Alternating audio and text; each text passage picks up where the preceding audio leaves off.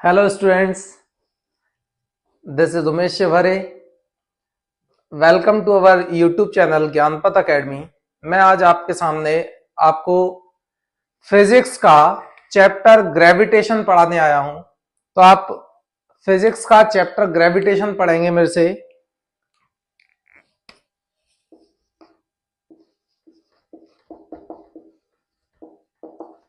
Gravitation क्या है? Gravitation हमें पता होना चाहिए ग्रेविटेशन के बारे में। तो आप लोगों ने बचपन से एक स्टोरी सुनी होगी कि भाई न्यूटन कौन थे? एक एप्पल के पेड़ के नीचे बैठे थे, एप्पल ऊपर से गिरा, न्यूटन के सिर पे गिरा और न्यूटन ने सोचना स्टार्ट कर दिया कि भाई ये नीचे क्यों गिरा है। तो वो पूरी स्टोरी सबने सुनी होगी, वहीं से ये ग्रेविटेशन जो है टॉपिक आया, अपने को ग्रेविटेशन मिला। तो ग्रेविटेशन क्या है? इस यूनिवर्स में हर एक दो बॉडीज एक दूसरे को क्या करती हैं? अपनी तरफ अट्रैक्ट करती हैं। तो अट्रैक्ट करती हैं तो किसी ना किसी फोर्स से अट्रैक्ट करेंगे एक दूसरे को। जिस फोर्स के द्वारा ये अट्रैक्ट करती हैं उस फोर्स को हम बोलते हैं ग्रेविटेशनल फोर्स। तो ग्रेविटेशनल फोर्स हमें ये समझ आ गया कि किस नेचर का होता है। तो हमें ये पता चल गया कि भाई अट्रैक्टिव नेचर का होता है। कभी भी एक दूसरे को बॉडी रिपेल नहीं करती। ऐसा नहीं होता कि ये मैं मार्कर को छोड़ूं तो ये अर्थ से दूर भगना स्टार्ट कर दे, ये अर्थ की तरफ ही अट्रैक्ट होगा। मतलब हर एक दो बॉडीज क्या करती हैं? एक दूसरे को अपनी तरफ अट्रैक्ट करती हैं। ये न्यूटन ने बताया। अब यहां से अपना एक लॉ मिला, वो था ग्रेविटेशनल लॉ। क्या था? Gravitational law. जो किसने दिया? साइंटिस्ट न्यूटन ने दिया।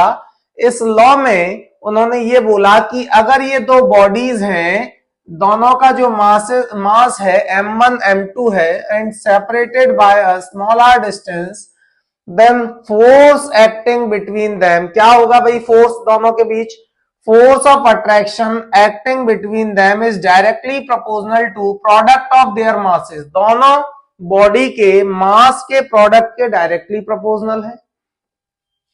और जो दोनों बॉडीज के बीच की जो डिस्टेंस है, डिस्टेंस कितनी थी? Small r। तो ये जो डिस्टेंस है इसके स्क्वायर के इनवर्सली प्रोपोर्शनल होता है। तो force is inversely proportional to r square. तो स्टेटमेंट क्या बना? The force of attraction acting between two bodies is directly proportional to product of their masses m1 and m2 and inversely proportional to the square of distance between them। Inversely है तो divide में लिख दिया। यहां से मैंने बोला कि ये हमें दो इक्वेशन मिल गई और अब हम क्या करेंगे? On combining both the equations, जब दोनों इक्वेशन को कंबाइन करेंगे तो फोर्स डायरेक्टली प्रोपोर्शनल आएगा m1 m2 और डिवाइड में आएगा क्या? r square. तो अगर यहां विजिबल नहीं है तो थोड़ा ध्यान देना। फोर्स जो है वो क्या होगा हमारा? दोनों को कंबाइन करेंगे तो m1 m2 by r square होगा। अब हम क्या करेंगे कि ये जो प्रोपोर्शनलिटी है इसको हटाते हैं तो एक कांस्टेंट आता है और इस लॉ में जो कांस्टेंट लेते हैं वो होता है कैपिटल G।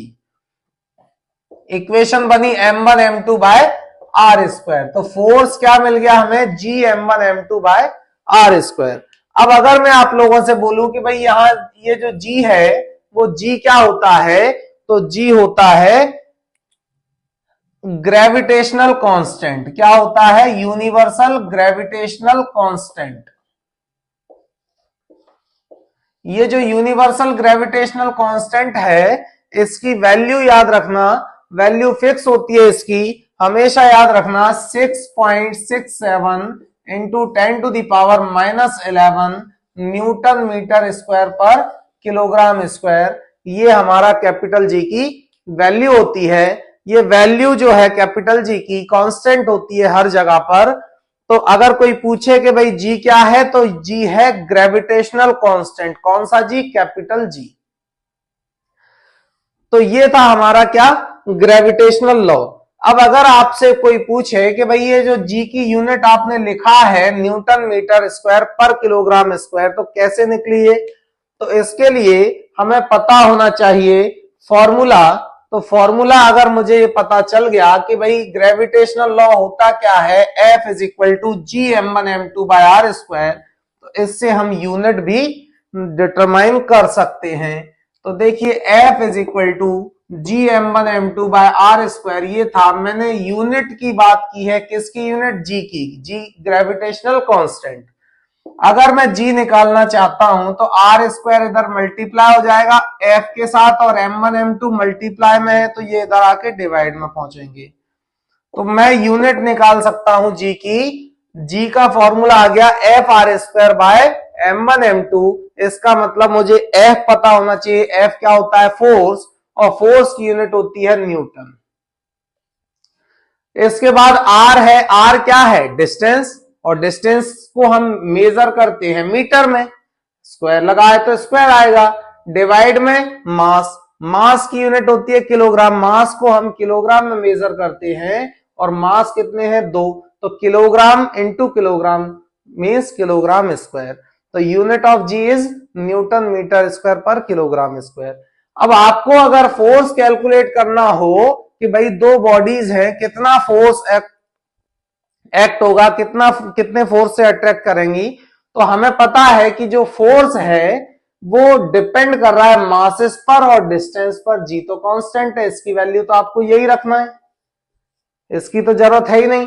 अगर आपके पास m1 m2 और r तीनों की वैल्यू पता हो, तीनों वेरिएबल की वैल्यू नोन है, तो f can be calculate, f को आप डिटरमाइन कर सकते हो।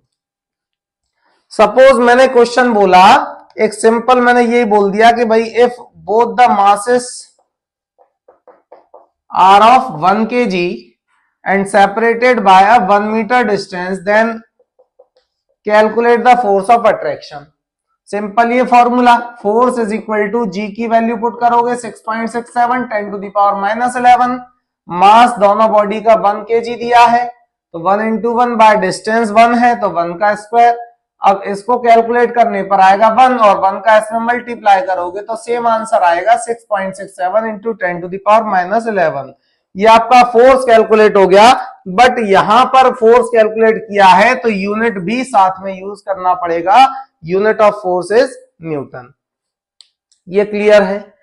ये हमने पढ़ा क्या? Gravitational law. ग्रेविटेशनल लॉ को हमने पूरा समझ लिया है। अब इसके बाद हम नेक्स्ट टॉपिक की बात करते हैं। भाई अगर ये आपको समझ आ गया तो थोड़ा सा वीडियो को लाइक करते जाना और कमेंट भी बताते जाना कि हाँ आपको समझ आ रहा है या नहीं आ रहा है, और जो भी आपको टॉपिक में प्रॉब्लम हो वो टॉपिक भी उसमें कमेंट में डाल देना, तो नेक्स्ट जो है वो वीडियो हम उसकी भी बना के डाल देंगे। अभी हम चैप्टर ग्रेविटेशन कंप्लीट करेंगे। अब इसके बाद हम बात करें acceleration due to gravity.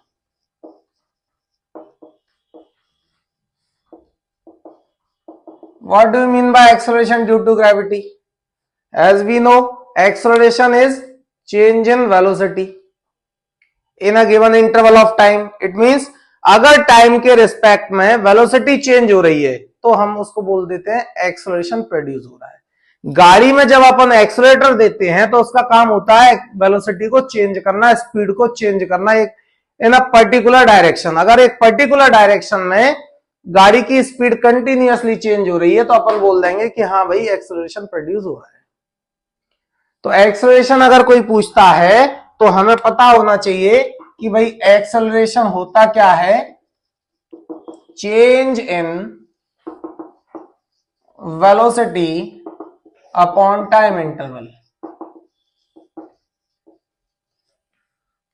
Time के रिस्पेक्ट में कंटिन्यूअसली अगर वेलोसिटी में चेंज होगा तो हम बोल देंगे एक्सेलरेशन प्रोड्यूस हो रहा है। अब ये जो एक्सेलरेशन है अगर ग्रेविटेशनल के द्वारा हो रहा है, ग्रेविटी के द्वारा हो रहा है, ग्रेविटेशनल फोर्स के द्वारा हो रहा है, तो हम बोलेंगे कि वो क्या हो गया? Acceleration due to gravity. अब ग्रेविटेशनल फोर्स के द्वारा कैसे होता है?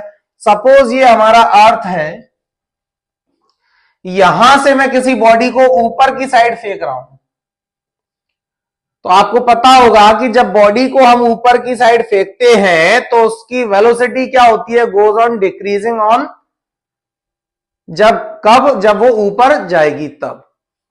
जैसे जैसे बॉडी ऊपर जाएगी उसकी वेलोसिटी क्या होगी, डिक्रीज होती जाएगी। क्यों होती जाएगी, हमें पता है force of attraction inversely proportional होता है आर स्क्वायर के। जैसे जैसे बॉडी को आपने ऊपर फेंका है, इट मींस जो डिस्टेंस है दोनों बॉडीज के बीच वो क्या होगी, बढ़ती जाएगी।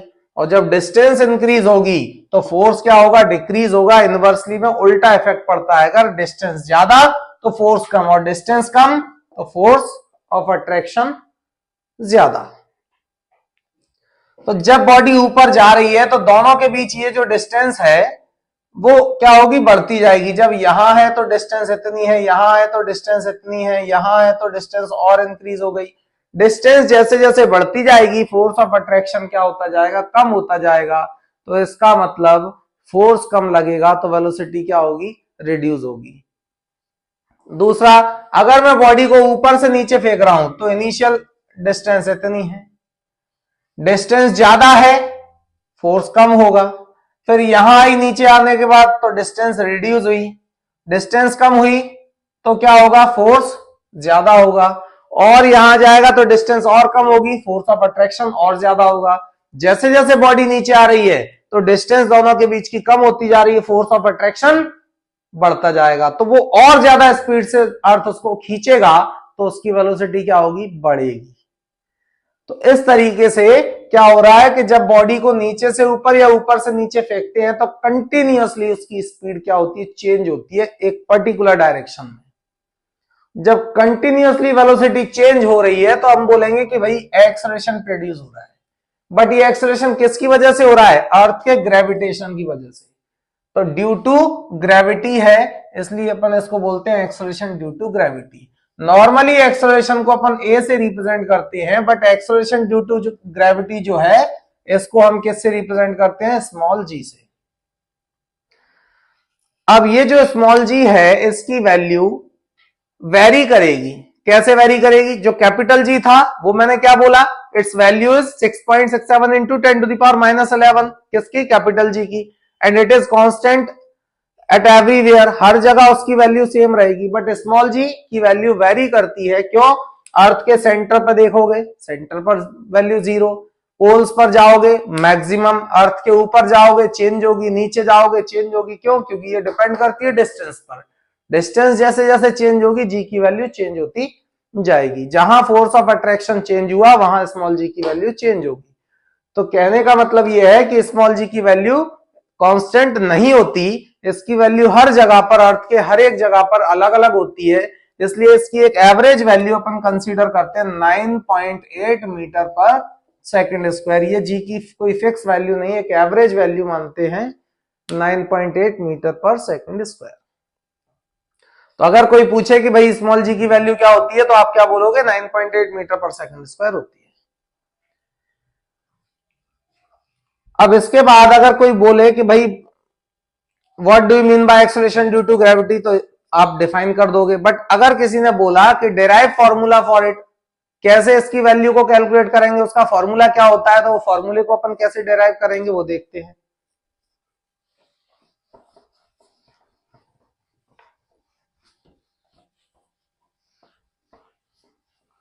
सपोज ये हमारा अर्थ है जिसका मास है capital M, centre O, radius capital R. ये कोई बॉडी है जिसका मास स्मॉल एम है और अर्थ सरफेस से h हाइट पर है। तो यहां पर मैं कैलकुलेट करना चाह रहा हूं एक्सेलरेशन ड्यू टू ग्रेविटी। जब ये बॉडी का मास m है तो ये नीचे स्टार्टिंग में नीचे किसकी वजह से आएगी, अपने वेट की वजह से। फिर उसको वो वेट क्या करेगा, ग्रेविटेशनल फोर्स प्रोवाइड करेगा, मतलब ग्रेविटेशनल फोर्स जो है वो उसको नीचे खींचेगा। तो जो इसका वेट है वो किधर एक्ट होता है, वर्टिकली डाउनवर्ड। वेट की जो डायरेक्शन होगी वो किधर होगी, वर्टिकली डाउनवर्ड, मतलब mg किधर एक्ट हो रहा है, नीचे। तो मैंने बोला कि भाई वेट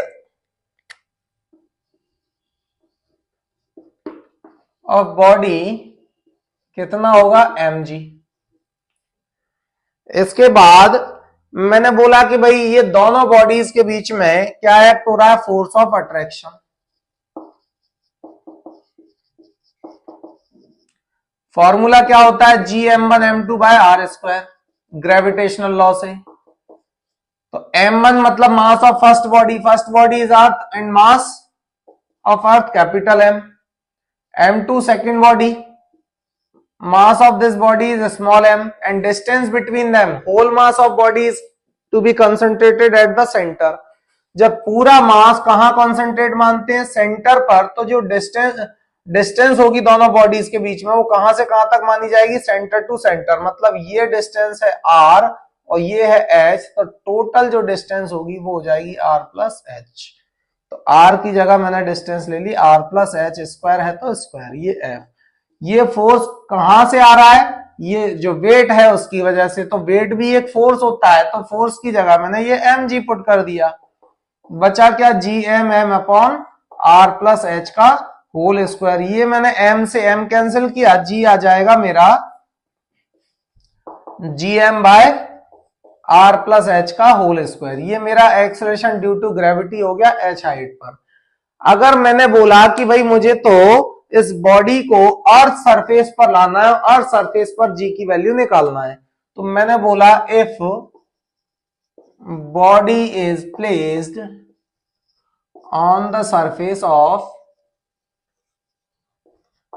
अर्थ,